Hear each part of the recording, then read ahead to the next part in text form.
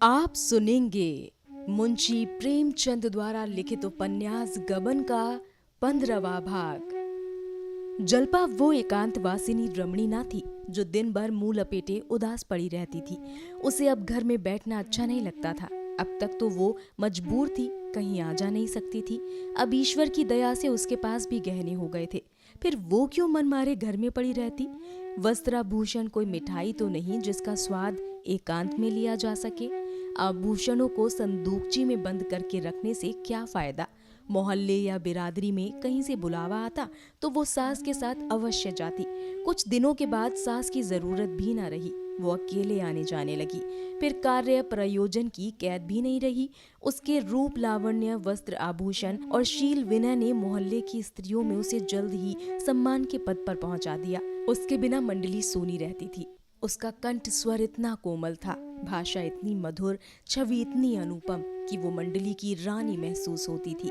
उसके आने से मोहल्ले के नारी जीवन में जान सी पड़ गई। नित्य ही कहीं ना कहीं जमाव हो जाता। घंटे 2 घंटे गा बजाकर या गपशप करके रमणियां दिल बहला लिया करती। कभी किसी के घर, कभी किसी के घर। गागुन में 15 दिन बराबर गाना होता रहता। जल्पा ने जैसा रूप पाया था वैसा ही उदार हृदय भी पाया था। पान पत्तों का खर्च प्रायः उसी के मत्थे पड़ता। कभी कभी गायनें बुलाई जाती, उनकी सेवा सत्कार का भार उसी पर था। कभी कभी वो स्त्रियों के साथ गंगा स्नान करने जाती। टांगे का किराया और गंगा घाट पर जलपान का खर्च भी उसके मत्थे जाता। इस तरह उसके 2-3 रुपये रोज उड़ जाते थे। रमा आदर्श पति था। जल्पा अगर मांगती तो प्राण तक उसके चरणों पर रख देता। रुपए की हैसियत ही क्या थी, उसका मुंह जोता रहता था। जल्पा उससे इन झमघटों की रोज चर्चा करती। उसका स्त्री समाज में कितना आदर सम्मान है, ये देखकर वो फूला ना समाता था। एक दिन इस मंडली को सिनेमा देखने की धुन सवार हुई। वहां की बहार देखकर सबकी सब मुग्ध हो गई। फिर तो आए दिन सिनेमा की सैर होने लगी। रमा को अब तक सिनेमा का शौक ना था। शौक होता भी तो क्या करता, अब हाथ में पैसे आने लगे थे। उस पर जल्पा का आग्रह, फिर भला वो क्यों ना जाता। सिनेमा गृह में ऐसी कितनी ही रमणियां मिलती जो मुंह खोले निसंकोच हंसती बोलती रहती थी।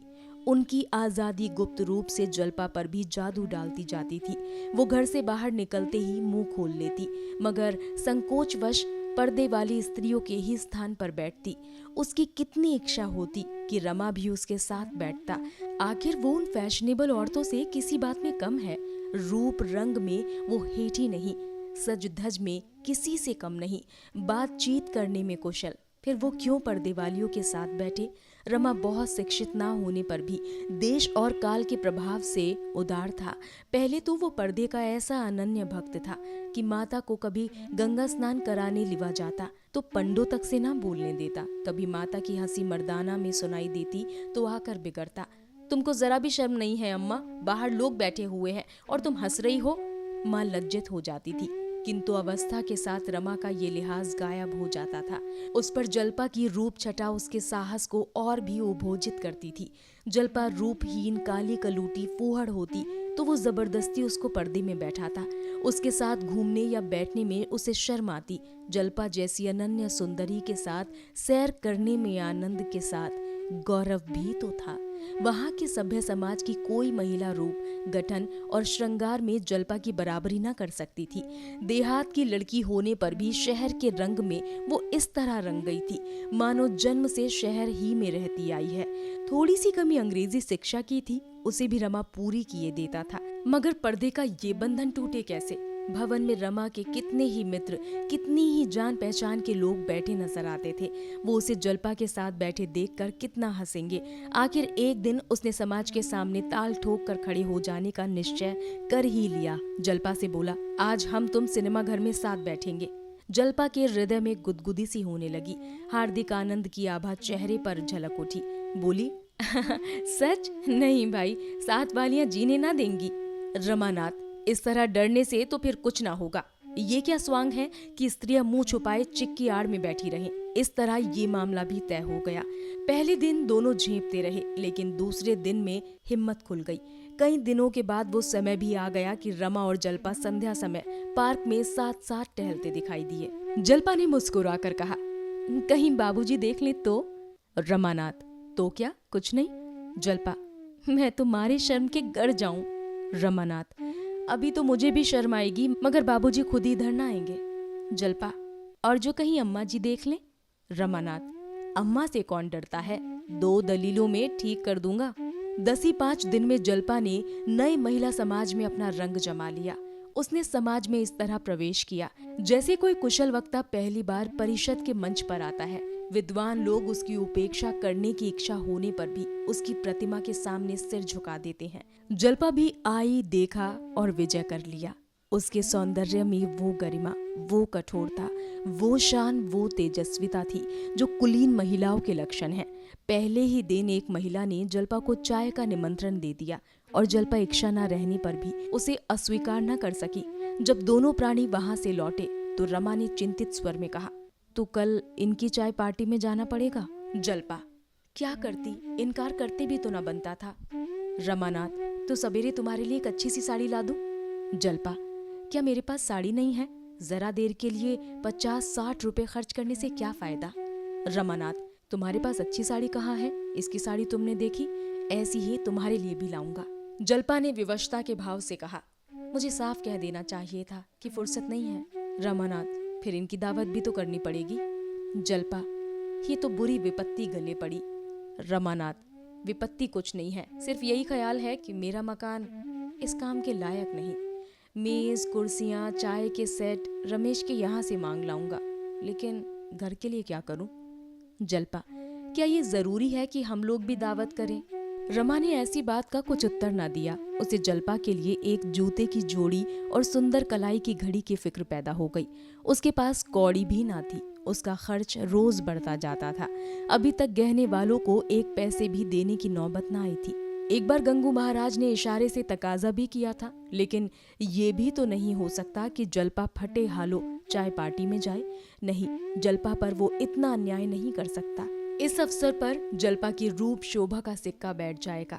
सभी तो आज चमाचम साड़ियां पहने थी, जड़ाऊ कंगन और मोतियों के हारों की भी तो कमी ना थी, पर जल्पा अपने सादे आवरण में उनसे कोसों आगे थी। उसके सामने एक भी नहीं जचती थी। ये मेरे पूर्व कर्मों का फल है कि मुझे ऐसी सुंदरी मिली। आखिर यही तो खाने पहनने और जीवन का आनंद उठाने के दिन है। जब जवानी ही में सुख न उठाया तो बुढ़ापे में क्या कर लेंगे। बुढ़ापे में मान लिया धन हुआ ही तो क्या, यौवन बीत जाने पर विवाह किस काम का। साड़ी और घड़ी लाने की उसे धुन सवार हो गई। रात भर तो उसने सब्र किया। दूसरे दिन दोनों चीजें लाकर ही दम लिया। जल्पा ने झुंझला कर कहा, मैंने तो तुमसे कहा था कि इन चीजों का काम नहीं है, 150 से कम की ना होंगी। रमानाथ, 150? इतना फिजूल खर्च मैं नहीं हूँ। जल्पा, 150 से कम की ये चीजें नहीं हैं। जल्पा ने घड़ी कलाई में बांध ली और साड़ी को खोलकर मंत्र मुग्ध नजरों से देखा।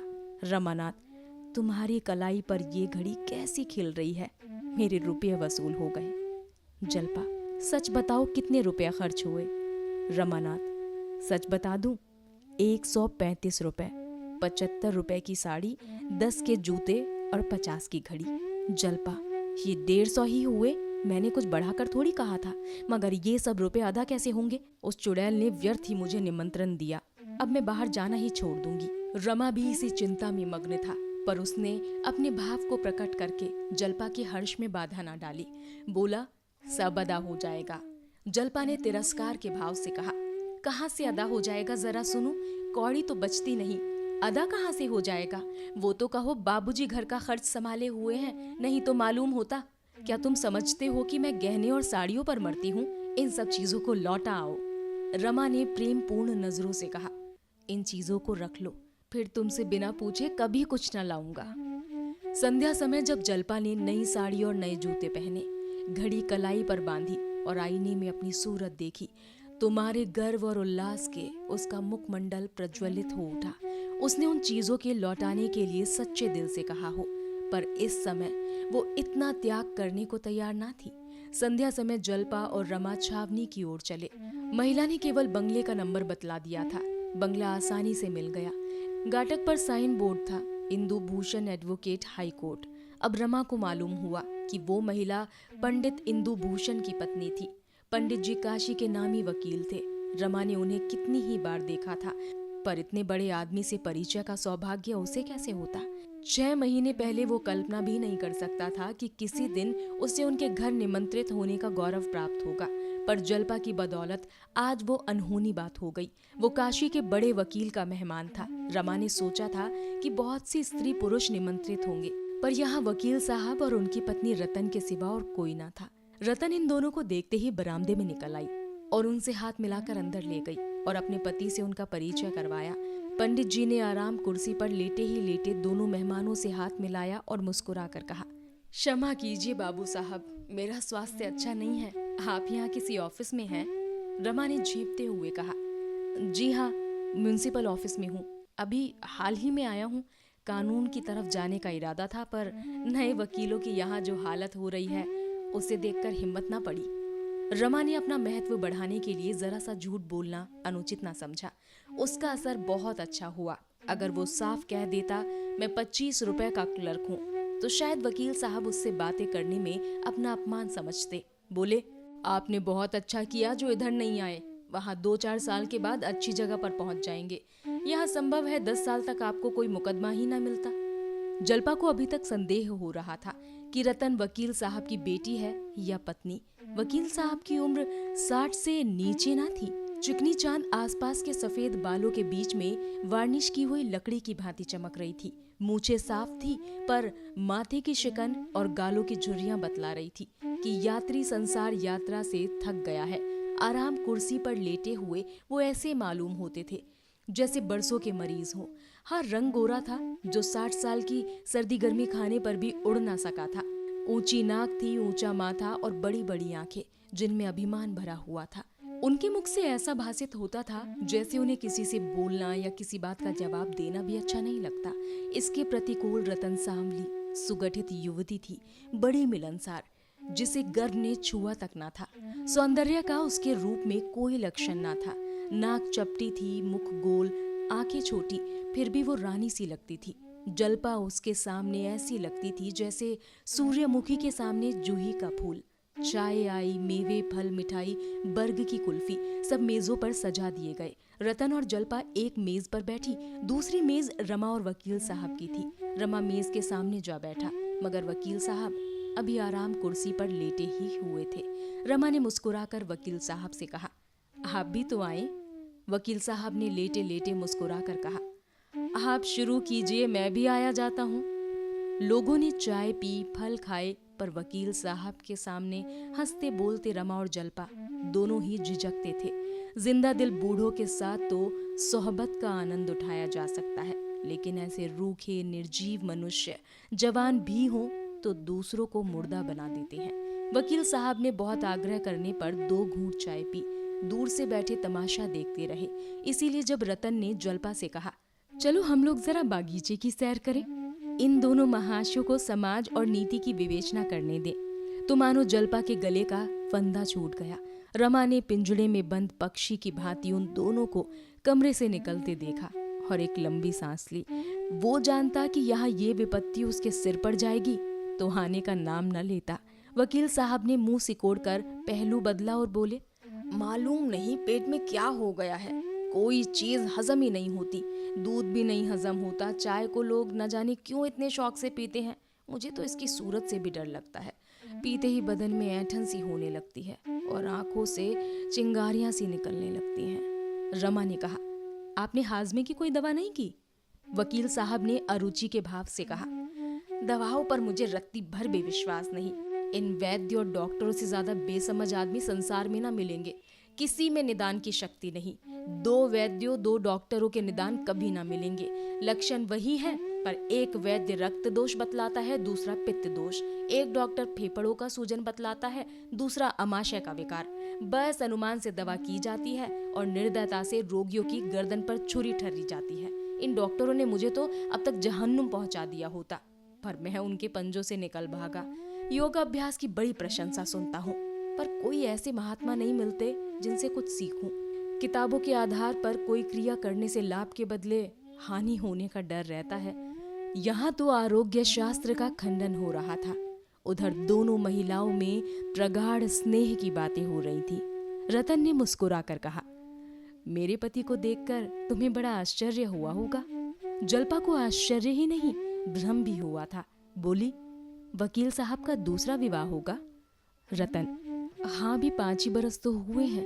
इनकी पहली पत्नी को मरे 35 वर्ष हो गए। उस समय इनकी अवस्था कुल 25 साल की थी। लोगों ने समझाया दूसरा विवाह कर लो, पर इनके एक लड़का हो चुका था। विवाह करने से इनकार कर दिया और 30 साल तक अकेले रहे।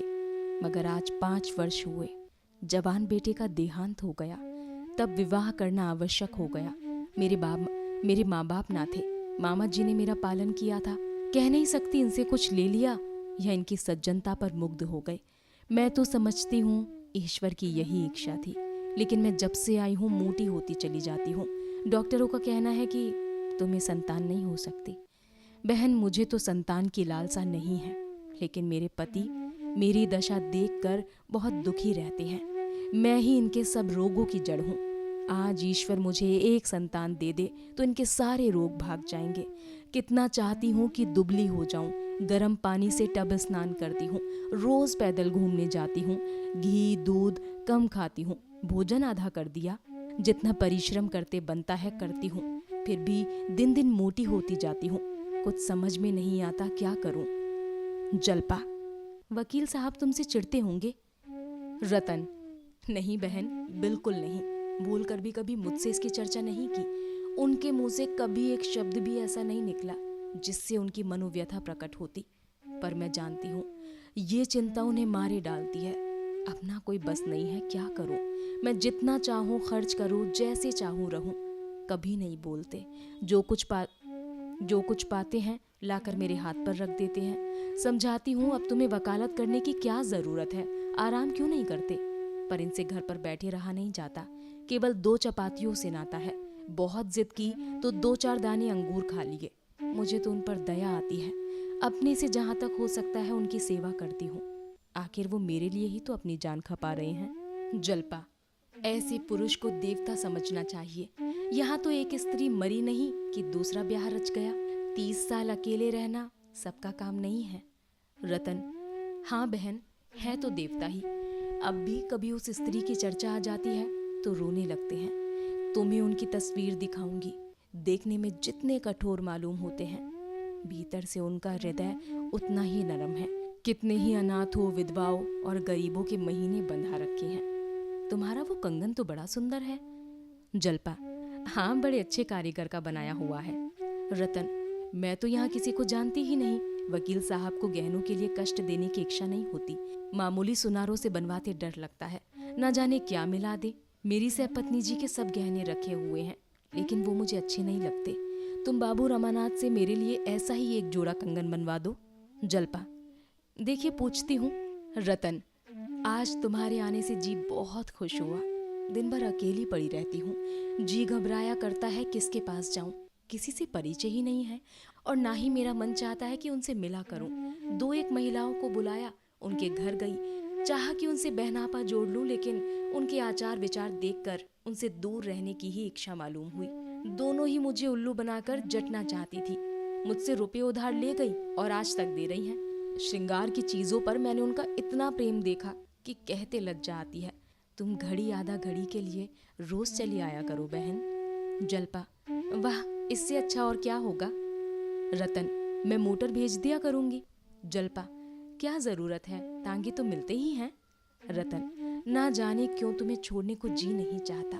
तुम्हें पाकर रमानाथ जी अपना भाग्य सराहते होंगे। जल्पा ने मुस्कुराकर कहा, भाग्य वाग्य तो कहीं नहीं सराहते, घुड़कियां जमाया करते हैं। रतन, सच, मुझे तो विश्वास नहीं आता। लो, वो भी आ गए। पूछना ऐसा दूसरा कंगन बनवा देंगे। जल्पा रमा से कहती है, क्यों, चरणदास से कहा जाए तो ऐसा कंगन कितने दिन में बना देगा। रतन ऐसा ही कंगन बनवाना चाहती है। रमा ने तत्परता से कहा, हाँ, बना क्यों नहीं सकता, इससे बहुत अच्छे बना सकता है। रतन, इस जोड़े के लिए क्या लिए थे। जल्पा, 800 के थे। रतन, कोई हरज नहीं, मगर बिल्कुल ऐसा ही हो, इसी नमूने का। रमा, हाँ हाँ, बनवा दूंगा। रतन, मगर भाई, अभी मेरे पास रुपया नहीं है। रुपए के मामले में पुरुष महिलाओं के सामने कुछ नहीं कह सकता। क्या वो कह सकता है, इस वक्त मेरे पास रुपए नहीं है, वो मर जाएगा पर ये उज्र ना करेगा, वो कर्ज लेगा, दूसरों की खुशामद करेगा। पर स्त्री के सामने अपनी मजबूरी ना दिखाएगा। रुपये की चर्चा को ही वो तुच्छ समझता है। जल्पा पति की आर्थिक दशा अच्छी तरह जानती थी, पर यदि रमा ने इस समय कोई बहाना कर दिया होता तो उसे बहुत बुरा मालूम होता। वो मन में डर रही थी कि कहीं ये महाशय ये ना कह बैठे सर्राफ से पूछ कर कहूंगा। उसका दिल धड़क रहा था। जब रमा ने वीरता के साथ कहा, हाँ हाँ रुपयों की कोई बात नहीं, जब चाहे दे दीजिएगा, तो वो खुश हो गई। रतन, तो कब तक आशा करूं?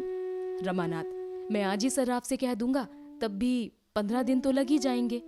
जल्पा, अब की रविवार को मेरे ही घर चाय पीजिएगा। तो ये था गबन उपन्यास का 15वां भाग। उपन्यास के और भी भाग सुनने के लिए बनी रहिए हमारे साथ और हमारी अन्य कहानियों को सुनकर उन पर भी अपनी प्रतिक्रियाएं देना ना भूलें। साथ ही हमारे चैनल को लाइक, शेयर, सब्सक्राइब करना ना भूलें और सुनते रहें स्टोरियन लफ्जों के हमसफर।